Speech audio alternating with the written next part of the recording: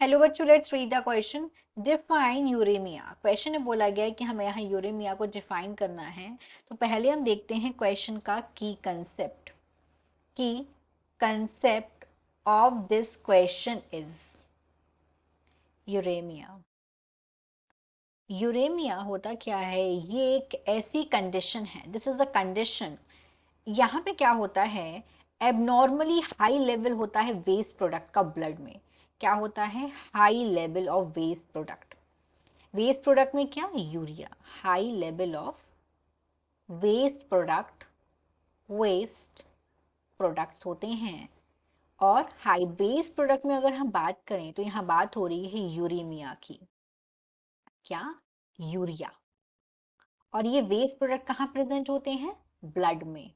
इस कंडीशन को बोलते हैं यूरेमिया। अब ये जो कंडीशन है यूरेमिया की, ये होती कब है? तो यूरेमिया ये एक डेंजरस कंडीशन है। ये जब होती है जब किडनी प्रॉपर तरीके से फिल्टर नहीं कर पाती है। किडनी का काम क्या होता है? ये फिल्ट्रेशन का काम करती है।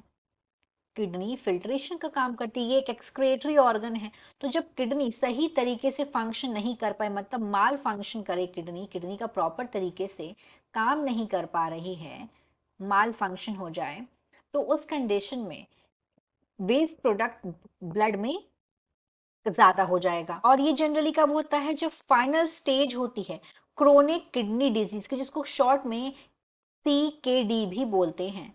अब देखते हैं जब यूरेमिया होता है तो सिम्टम्स क्या क्या आते हैं पेशेंट को, मतलब पेशेंट को प्रॉब्लम क्या क्या हो सकती है यूरेमिया के दौरान। तो सिम्टम्स में क्या क्या होता है? एक तो हो गया नोजिया। अगर हम सिम्टम्स की बात करें तो वन इज नोजिया। नोजिया होना, वॉमिटिंग होना, उल्टी का आना, वॉमिटिंग। और वॉमिटिंग के साथ हो सकता है हिक्कप्स की प्रॉब्लम भी हो। हिक्कप, हिचकियां मतलब।